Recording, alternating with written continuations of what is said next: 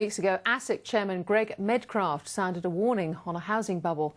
And now the corporate watchdog is joining the regulatory crackdown on interest-only loans. ASIC is heightening its surveillance on lenders to identify those who are making inappropriate recommendations. It follows APRA slapping new limits on interest-only mortgages on Friday. I spoke with Roger Montgomery from the Montgomery Fund, who says we need to brace for a property sell-off. The market thought that APRA might come out and restrict lending for investment loans to about 5% growth from 10%. What they've said is it needs to be somewhat under 10%, but they haven't defined it. So that's been very helpful. And so I think on that basis, the market's a little bit more optimistic. But remember, it's fueling the flames of a fire that is only going to create a worse situation down the track. Which is the property market. Now, a couple of weeks ago, you did a great piece, I think, in the Oz. Yes. All about the signs are already there that this indeed. market is saying. Now, what did you mean by that? Well, there's a lot. Okay, so if there was oversupply in the apartment market, then the first thing that you would see is you would see developers under pressure to sell.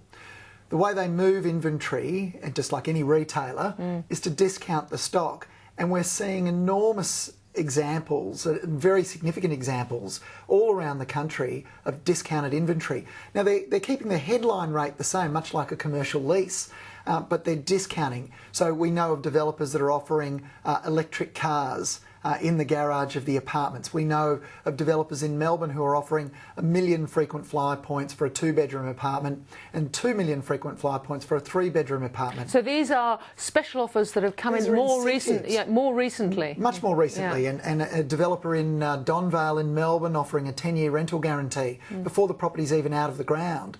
So we already knew that the oversupply would be significant, and if you look at a chart of apartment construction in Australia going back to the 1960s, it is quite literally, and excuse the expression, it is a cliche, but it is off the Richter scale. It is really a vertical line off the top of the page in terms of the number of apartments being built. And as an investor in property, how should you see why these prices have been taking off and continue to take off? Well, I've said this a number of times, but really there's nothing special about Sydney or Melbourne or Brisbane property.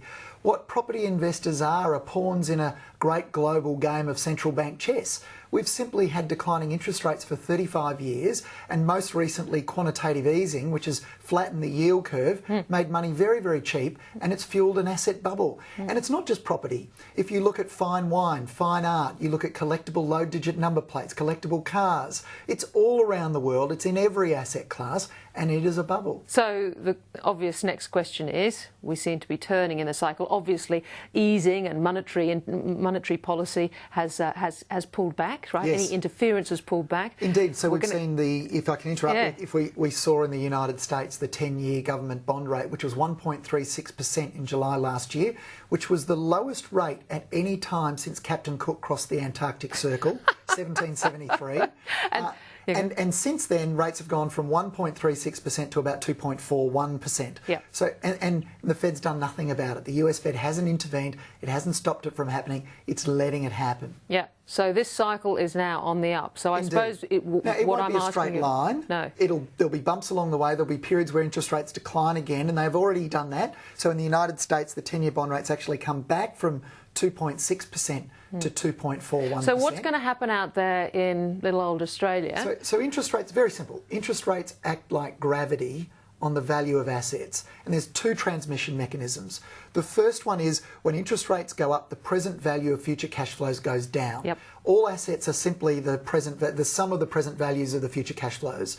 So interest rates go up, they act like gravity on asset prices, and they pull those asset values down. The other thing that happens is when interest rates go up on cash, people think, hey, why am I taking this risk on these various asset classes and getting a return that's only marginally better than cash? I may as well go into cash now because the rates are looking more attractive. So people sell those assets and move their cash back into term deposits. We've got people with quite high debts in Australia now. Household debt. That is a huge problem. So household debt to GDP, household debt to income, credit card debt is all at record highs. Now in the United States, since the GFC, household debt to GDP has actually declined, but in Australia it's hitting new all-time highs. And what we know is that you only need financial stress to have a problem in the property market.